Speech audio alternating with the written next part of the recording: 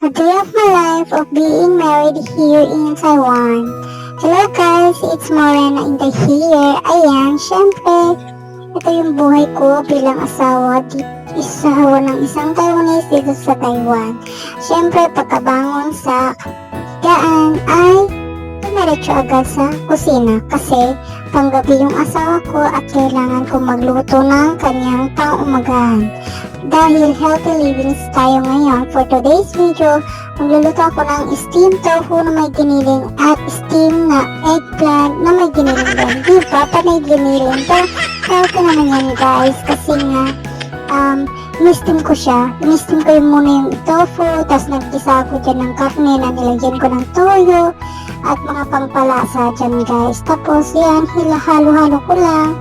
Pagkatapos yan guys, yan, may hinalo ako dyan, mix ako dyan na may toyo, oyster sauce, paminta, tsaka konting cornstarch, ayan, pangpalapot lang. Tapos yan, yung cilantro. Cilantro ba tawag dyan or ano? Basta yung mabango na dahon. At yan, pagkatapos nan, nilagay ko na sa steamed tofu. Tapos, ang next naman natin guys ay yung steam na eggplant o talong. Pero guys, in-steam ko na dyan yung talong, hindi ko na na-video. At yun, the same process lang siya, ginisa ko lang ng bawang tsaka luya kasi sa amin sa Ilocano. Tapos giniling ulit. Tapos ayan, nilagyan ko lang ng pampalasa na oyster tsaka paminta, ganyan. Tapos ayan guys, syempre kailangan natin lagyan ng pampalasa pa. Tapos black soy sauce. Kasi black soy. And then yan, lagyan natin ng pampalasa. Yan lang naman yung mga niluluto ko sa umaga kasi paulit-ulit lang. Pero minsan hindi naman ganyan kasi nag-search na ako kasi paulit-ulit lang yung mga kinakain ng asawa ko. Kaya sabi ko, baka magsawa na itong asawa ko. Kaya yun. Minsan, pinapalitan ko ng iba-ibang klase ng luto. Pero, dati mga Pinoy foods yung niluluto ko. Pero, nagsasawa na din yung asawa ko. Kaya, ayun, nag-search ako kung paano magluto ng iba't ibang klase ng luto ng Chinese food. Pero, sa Hong Kong, kasi may napanood ako na isang video o sa TikTok na nagtatrabaho sa Hong Kong. Kaya ayun, dahil mahilig din siya magluto kagaya ko, ayun, yun ko na lang pinapanood ko at yun na din ang ginagaya kong lutuin kahit galing sa Hong Kong. Pero the same lang naman. The same lang din naman sila ng niluluto at pagluluto, diba? Ayan, pagkatapos ko magluto guys, syempre, naglinis ako ng bahay. Kasi nga, syempre, like, kung makikita nyo dyan sa video guys is parang may kulungan ng aso. Yan po yung kulungan ng aso ng kapatid ng asawa ko. Ayan. At alam nyo naman, pagka may aso, syempre madaming buhok. Kaya ayan, lagi kong nililinisan kasi nga sa kanila kasi hindi masyadong silang nag-ano. Hindi ko alam bakit. So, tinanong ko yung asawa ko, bakit hindi sila lagi naglilinis ng kanilang bahay. Parang nag-general lang sila every Chinese New Year. Hindi ko alam kung bakit. Pero yun yung nila, parang time nila na maglinis. Siguro dahil busy sila. Pero, syempre, dahil nakikitira lang tayo, kailangan natin maglinis ng bahay. Hindi lang yung parang donya-donya, charis. Pero yun yung magiging bahay kasi ng kapatid niya. Kaya nakikitira lang kami ng asawa ko for the meantime. Ayan, diba? For the linis ang person. Pero ang hirap pang makikita sa ibang bahay, no? Pag hindi mo sa sariling bahay. Kasi hindi ka makakilos ng maayos. Dahil, syempre, may iisipin yung iba, yung kasama mo sa bahay. Tapos, kahit gusto mong huwag nang maglinis, kailangan mo talaga maglinis. Kasi nga, sabi ko nga, nakikitira lang kami. Kaya ayun. Pero, minsan, pagka nainis ako at lagi na lang ako, hindi na ako naglilinis. Charis. Minsan lang yun guys. Ayan, syempre, bilang asawa din, kailangan natin mag-grocery. Ay, guys, yung damit ko pala, syempre, paiba-iba yung damit ko dyan kasi hindi naman ako everyday na nag-grocery. Kaya ayan, ibang video din. Kaya kung mapapansin nyo, iba yung aking damit. Ayan, pero yan yung ginagawa ko pag kami pera na kami at binigyan na kami ng budget. Pag may budget na kami, ayan, nag-grocery ako ng mga kailangan namin. Pero konti-konti lang. Kasi nga, diba, binabudget namin yung aming pera. Ayan.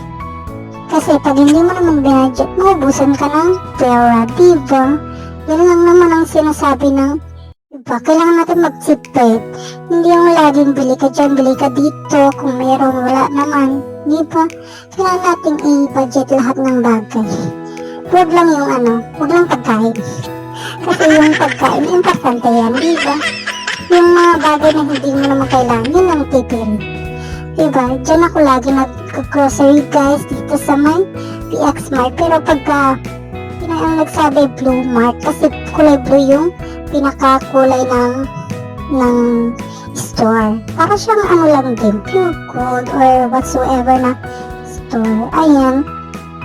Siyempre, kumuha na din ako dyan ng bigas namin kasi ang tawag doon, wala na kaming bigas. Pero hindi naman lagi nagkakanin kaya ganyan lang kalaki yung aking biniling bigas. Diba?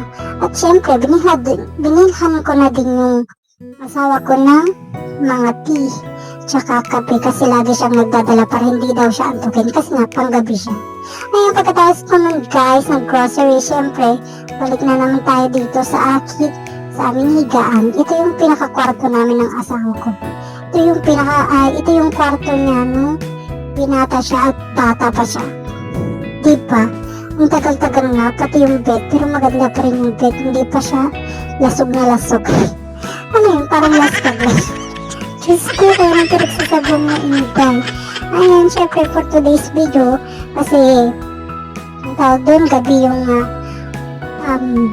trabaho ng asawa ko. Gabi din ako naglilinis na at nagpapalit ng mga punda, tsaka mga bedsheet. Ayan.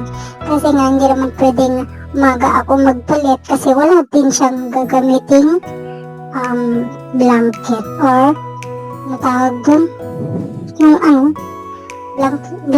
blanket or ulis sa amin sa Ilocano, ulis. Ayan, kasi nga syempre yun yung favorite na ginagamit niya at ayun, pagkatapos niya matulog, yan, sinamay ko na din nilaba kasi nga ay, for the person ang pagod ko dyan guys. Jesus, doble-doble ang pagod ko kasi naglalaba ka, tapos naglilinis ka na bed at yan, binacuum ko dyan guys. Pero hindi naman siya sobrang vacuum kasi nga, yung vacuum, di ko rin kung nakakakuha ng germs ba. Pero in fairness guys, ayan, tignan nyo naman, ang daming nakuhang alikabok. Tapos yan, syempre pagkatapos ko ma-vacuum yung aming bed at saka mga unan, syempre, dyan naman sa ibaba kasi nga malikabok din yung alikabok. Mapunta din dyan sa bed namin. Kasi nga mahilig ang asawa ko naman. Jesus, maglakad-lakad na napakadumi ng kanyang chinilas. Pero may chinilas kami na panog. Tapos kung mapapansin nyo, syempre may bit-bit akong basura dyan guys. Pero hindi yan yung itatapon ko din yan mamaya. Pero tinapon ko na. Bago ako nag-voice over dito kasi ayan, tinapos ko muna yung aking gawaing bahay bago ako nag-voice over dito. Pero yan guys, iba na naman yung gamit kong damit kasi nga ngayon lang na naman ako maglinis magpalit ng aming bedsheet. Every naman ako nagpapalit guys, every 2 weeks or 3 weeks before magpalit ng aming bedsheet. Pero yun yung ginagawa ko every nagpapalit ako at nag-vacuum talaga ako kasi sobrang kati ng aking katawan. Hindi ko alam bakit. Siguro allergy ako sa likabok. Chares, hindi naman. Kasi laging nangangati yung aking likod. Hindi ko alam kung may nangangagat ba dito sa aming bed or what. Kaya lagi ako magpa-vacuum pero In fairness guys, nakita nyo naman yung vacuum ko, yung sobrang alikabok. Kaya ayun, siguro nangangati ako, kaya siguro dapat everyday. Cherries, di napagod ang Inday, wala nang beauty. Pero ayan, dahil okay na yung aking pagbabacuum, syempre nilagyan ko na ng mga cover yung mga aming higaan. Diba? Napagod ako nag-voice over ba? Bakit ba ang tagal-tagal kasi netong video na to? Ay sus, kahit na binilisan ko na finoward yung mga videos ko. Ay sus, nakakapagod palang mag-voice over. Tapos wala bang manonood? Oh my gosh, kaya sana please manood naman kayo ng aking video kahit pa paano. Guys, kasi makakapagod pala, pero I love vlogging. Gusto ko yung ginagawa ko, kaya hindi ko na-feel na pagod ako. Pero yung pag-voice over, hindi ko alam bakit lagi akong hinihingal.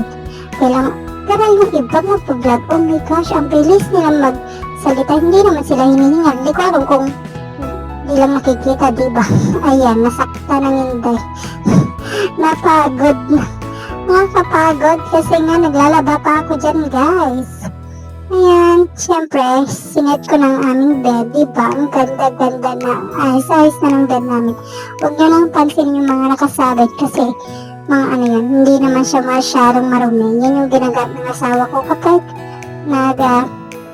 natapos na siya mag-shower.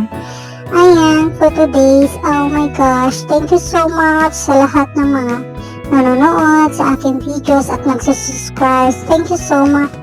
At sana patuloy pa rin kayong manood sa aking video at sana like nyo na din at i-share ang aking videos. Thank you so much. I love you. Bye-bye.